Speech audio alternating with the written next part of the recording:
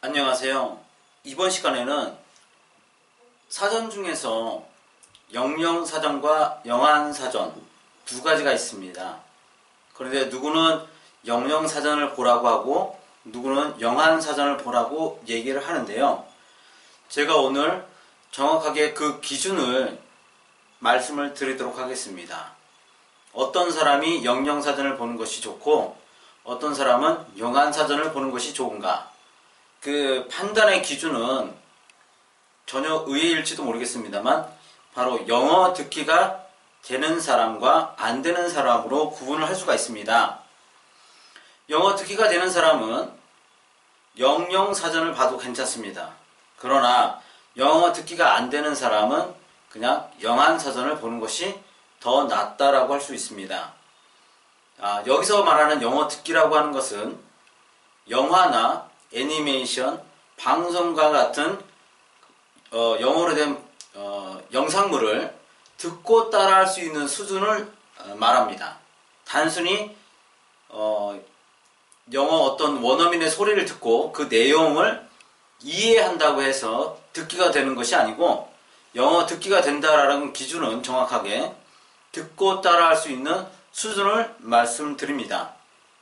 듣고 따라하는 그런 수준이 된 사람은 영영사전을 보는 것이고요. 그렇지 않은 사람은 영한사전을 보는 게 더 낫다라고 하는 것입니다. 듣기가 되는 사람은 영영사전을 볼 때 좀 다릅니다. 영어 듣기가 안 되는 사람과. 영영사전을 보면서 듣기가 되는 사람은 그 예문을 마음속으로 읽습니다. 마음속으로 읽어서 그 예문 자체를 스스로 어떤 느낌을 가지고 느끼려고 합니다. 그거를.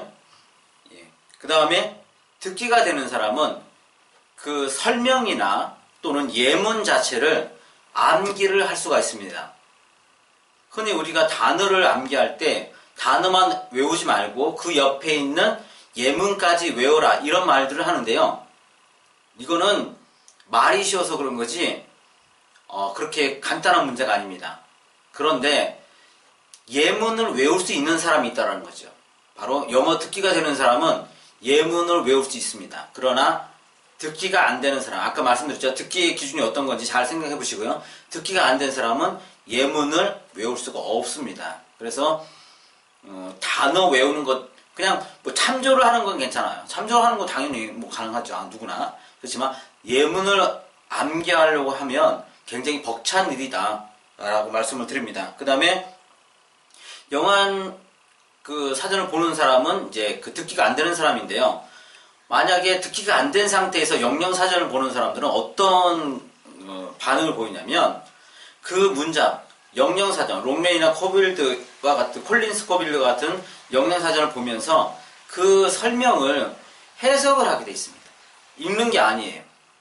읽는 게 아니고 그냥 단순히 그러니까 또 하나의 해석집에 불과하게 됩니다. 그래서 오히려 모르는 단어가 계속 나오면 지쳐버리게 되거든요. 해석하다가 끝나버립니다. 그러니까 해석용으로 이용한다면 뭐 상관이 없겠지만, 그 듣기가 되는 사람이 영영사전을 이용할 때만큼의 그 효과를 거두기가 어렵다라는 겁니다. 아예. 그래서 거기에 만약 듣기가 되는 사람은요, 영영사전을 보면 그 짧은 그 설명이 간단하게 설명을 하잖아요. 아무튼 어려운 단어인데 그걸 아주 간단하게 우리 흔히 얘기하는 1000단어에서 한 1500단어 내로 영영사전을 이렇게 풀이가 돼 있다라고 얘기를 하잖아요. 그 마찬가지로 그 어려운 단어를 그 간단한 풀이를 통해서 내가 그거를 실제 생활에서 써먹을 수가 있어요. 그 예문을 써먹을 수 있다는 겁니다. 듣기가 되는 사람은. 그렇지만 듣기가 안 된 사람은 그거를 해석하고 있기 때문에 나중에 영영사전을 딱 덮으면 해석만 남지 영어 문장이 전혀 남아있지가 않습니다. 근데 듣기가 되는 사람은 그렇지가 않다는 겁니다. 영영사전을 덮으면 해석이 아니라 영어 예문이나 그 설명이 머릿속에 남아있다라고 하는 겁니다. 그래서 영어를 제대로 배우려고 하면 영영사전을 봐야 된다, 이런 소리하고 막 그러는데, 그게 아니라 본인의 지금의 실력이 영어 듣기가 되느냐 안 되느냐로 구분을 해야 됩니다. 근데 거의 대부분의 우리나라 사람들은 영어 듣기가 안 됩니다. 솔직히. 한번 해보세요. 내가 영어 방송을 틀어놓고 듣고 따라할 수 있는지 없는지 한번 테스트를 바로 해보시면 알 수 있죠. 자기 자신의 실력이 어떤 건지.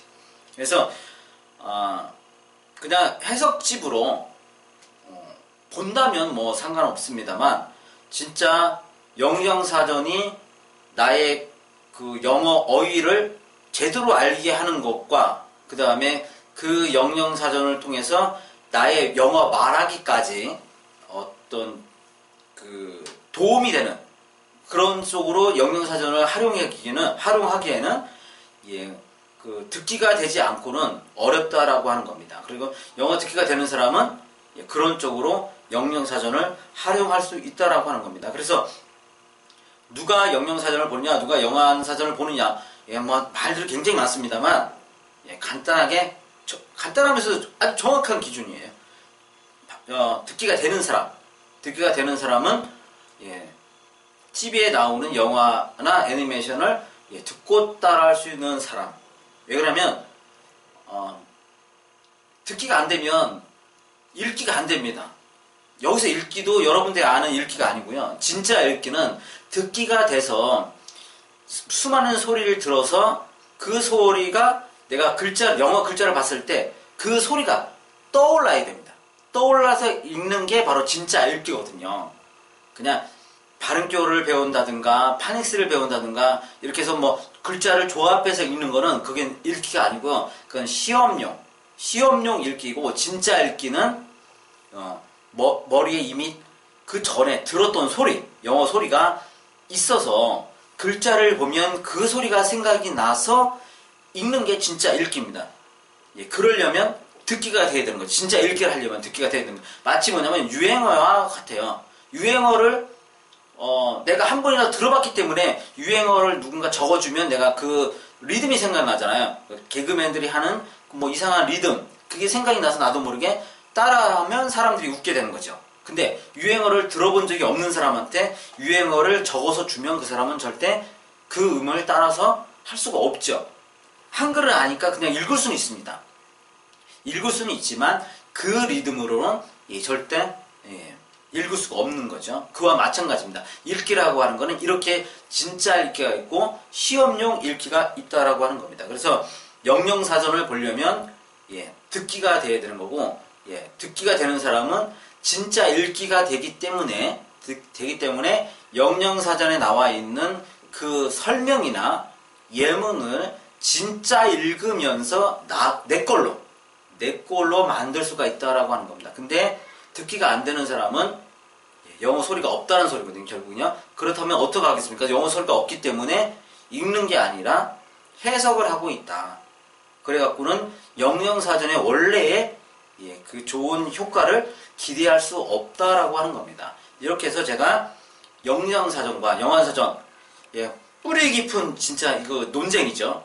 여기서 제가 결론을 내리도록 하겠습니다. 영영사전은 영어 듣기가 되는 사람이 볼 때 진정한 효과를 거둘 수 있다라고 하는 겁니다. 오늘은 여기서 마치도록 하겠습니다. 감사합니다.